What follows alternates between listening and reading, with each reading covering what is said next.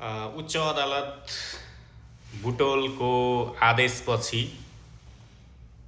बाहिर निस्केका रवि एकाएक राजनीतिक भेटघाटमा व्यस्त देखिएका छन्।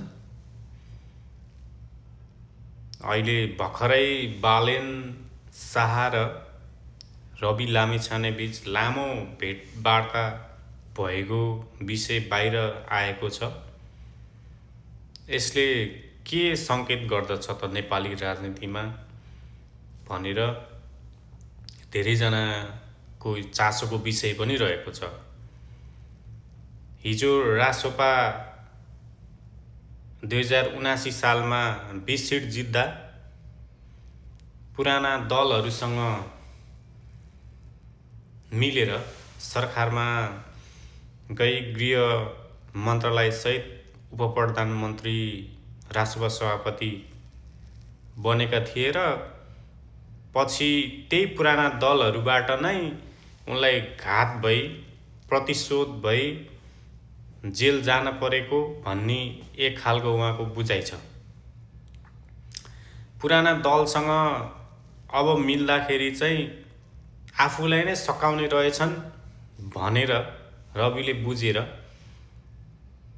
त्यो उहाँलाई जेलभित्र बस्दा महसुस भएको हुनसक्छ र अहिले जेल बाहिर निस्केपछि चाहिँ नयाँ शक्तिहरूसँग विशेष गरी बालेन शाहको शक्तिसँग चाहिँ सहकार्य गरेर अघि बढ्नलाई आतुर देखिएको मूल्याङ्कन गर्न सकिन्छ। जेन्जी आन्दोलनका बेलामा जुन जेन्जी विद्रोह भयो र एउटा राजनीतिक शून्यताको अवस्थामा देश पुगेको बेलामा जेन्जीहरूले बालेनलाई बाहिर निस्किनुपर्छ, हाम्रो नेतृत्व तपाईले गर्नुपर्छ, तपाई बोल्नुपर्छ, तपाई उपस्थित हुनुपर्छ भनेको बखतमा बालेनले भित्री रूपमा बसेर केही खेलहरू खेले तर बाहिर निस्केर नेतृत्व लिन आँट गरेनन् र त्यो आँट नगरेकै कारणले अन्तरिम सरकारमा सुशीला कार्कीको नेतृत्व पुगेको थियो। न त त्यो बखतमा धेरैजनाले बालेन शाहको नै नेतृत्व खोजेको थियो। तर त्यो घटना घटिसकेपछि जुन बालेन शाहले एक खालको चाहिँ नेतृत्व लिनु पर्थ्यो त्यो लिन नसक्दाको अवस्थामा धेरैजना रुष्ट पनि बनेका थिए र अहिले चाहिँ बालेन शाहले मैले नेतृत्व लिनुपर्ने रहेछ, म अगाडि आउनुपर्ने रहेछ र पर्दा पछाडि मात्र बसेर मैले खेल खेल्न हुँदो रहेनछ भन्ने उहाँमा पनि एउटा आभास भएको छ कि भन्ने पनि लाग्छ र बालेन शाह पनि अब धेरै विवादमा आएको र धेरै उहाँको समर्थकहरू असन्तुष्ट भएको हिसाबले अब बिस्तारै कसरी त्यसलाई मिनिमाइज गर्दै जाने भन्ने उहाँले पनि अप्सन खोजिरहेको। यता रवि लामिछाने पनि अब पुराना पार्टीहरूसँग मिल्न नसकिने बरु नयाँ शक्तिहरूसँग मिल्नु पर्दछ भन्ने विषय उहाँको सोचाइरहेकोले अब बालेन र रविको चाहिँ एकअर्कामा मिलेर जान सकिन्छ भन्ने उहाँहरूको चाहिँ त्यो मूल्याङ्कन रहेको हुन सक्दछ र विशेष गरी नयाँ शक्तिहरू एकअर्कामा मिल्नु पर्दछ र मिल्नुको विकल्प पनि छैन र तर यहाँनिर के देखिन्छ भने जस्तो पुराना राजनीतिक शक्तिहरूले नयाँ राजनीतिक शक्तिहरूलाई स्वीकार नसक्ने, नयाँ राजनीतिक शक्तिहरूले पुराना राजनीतिक दलहरू अथवा शक्तिहरूलाई क्लिन स्विप नै गर्नुपर्छ भन्ने जुन खालको विचार राखिएको छ त्यसले एक प्रकारको राजनीतिक द्वन्द्व निम्त्याएको छ। नयाँले पुरानोलाई बोकेर जान नसक्ने अथवा मिल्न नसक्ने र पुरानोले नयाँको अस्तित्व स्वीकार्न नसक्ने जुन एउटा परिस्थिति सिर्जना राजनीतिमा देखा परेको थियो त्यसको एउटा विद्रोहको रूप नै जेन्जी आन्दोलन भन्दा पनि फरक नपर्न सक्छ।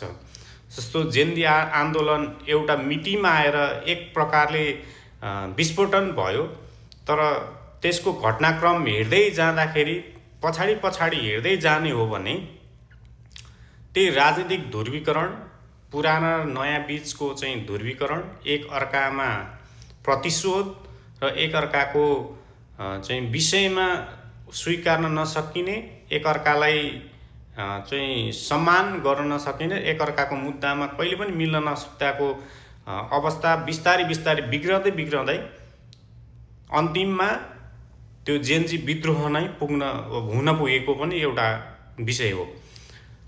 र यदि नयाँ शक्ति र पुराना शक्तिहरू एक अर्कामा मिलेर अघि जान सक्दैनन् भने चाहिँ अझै पनि राजनीतिक द्वन्द्व समाप्त भएको छैन अथवा हुँदैन भनेर हामीले बुझ्नुपर्दछ। किनभने पुराना राजनीतिक दल अथवा शक्तिहरूसँग एक प्रकारको बलियो सङ्गठन छ, बलियो जनमत छ। देशलाई विभिन्न कालो दिनहरूबाट ती पुराना शक्ति दलहरूले यहाँसम्म लिएर आएको कुरा हामी कसैले भुल्न पनि हुँदैन, त्यो भुल्न सकिँदैन पनि। र नयाँ शक्तिमा पनि अहिले जुन नयाँ आम युवाहरू, नवयुवाहरूले नयाँ शक्तिहरूलाई मन पराइरहेको अवस्थामा पुराना शक्तिहरूको सङ्गठन बलियो रहेको र नयाँ शक्तिहरूको नयाँ समर्थक नवयुवाहरूको समर्थन रहेको यो दुईटा एक अर्का नै फरक खालको शक्ति हो, राजनीतिक शक्ति हो। त्यस हिसाबले एक अर्कालाई पुरानोले नयाँलाई क्लिन स्विप गरेर जान सक्ने अवस्था पनि छैन र नयाँले पनि पुरानोलाई क्लिन स्विप गरेर जान सक्ने अवस्था छैन। त्यो हिसाबले नयाँले पनि पुरानोको अस्तित्व र पुरानोले पनि नयाँको अस्तित्व स्वीकारेर अगाडि बढ्नुको विकल्प छैन। र रवि लामिछाने जेल बाहिर निस्केपछि विभिन्न भेटघाट सहित विभिन्न खालको चाहिँ पुराना शक्तिहरूका विरुद्धमा उत्तेजित आफ्ना अभिव्यक्तिहरू, भाषणहरू दिन थाल्नु भएको छ। त्यसले फेरि अलिकति समाजमा चाहिँ उत्तेजना सिर्जना गर्ने हो कि राजनीतिमा फेरि अर्को खालको उथलपुथल ल्याउने हो कि भन्ने पनि डर छ। किनभने जेन्जीको एक समूह फेरि आन्दोलन घोषणा गरेर आन्दोलनमा गएको छ भने रवि लामिछानेले म जेन्जीहरूको अभिभावक बन्छु भनेर घाइतेहरूलाई भेटघाट अथवा जेन्जीहरूसँग पनि छलफलमा रहेका छन्। त्यही हिसाबले जेन्जीहरूले पनि पुराना दलहरू विरुद्ध बोलिरहेको, आन्दोलन गरिरहेको र रवि लामिछानेले पनि म जेन्जीहरूको अभिभावक बन्न सक्छु भन्ने जुन चेष्टा गरिरहेका छन्, त्यो हिसाबले उनले जति उत्तेजित भाषणहरू, अभिव्यक्तिहरू दिँदै जान्छन्, फेरि जेन्जीहरूलाई एक प्रकारको चाहिँ आन्दोलनमा जानलाई अथवा द्वन्द्वमा जानलाई प्रेरित गर्छ। त्यो हिसाबले यो अवस्थामा जुन भदौ 23-24 पछाडि जुन त्यो आलो घाउ नै अहिलेसम्म चाहिँ निको भइसकेको छैन, त्यसको एउटा निकास नै निस्किसकेको छैन। यो अवस्थामा फेरि रवि जस्ता व्यक्तिले उत्तेजित अभिव्यक्तिहरू अथवा भाषणहरू दिएर जुन फेरि आन्दोलन गर्ने एउटा प्रेरित गर्नुभयो भने त्यो धेरै दुर्भाग्य हुनेछ। त्यो हिसाबले रवि संयमित बनुन्, पुराना दलहरूसँग पनि संवादमा रहन् र सबैजना नयाँ शक्ति, पुराना शक्ति, सबै शक्तिहरू एउटै गोल मेचमा बसेर अबको निकास के हो, निकास निकालुन्, देशलाई निकास दिउन्। सबैको जय होस्। धन्यवाद।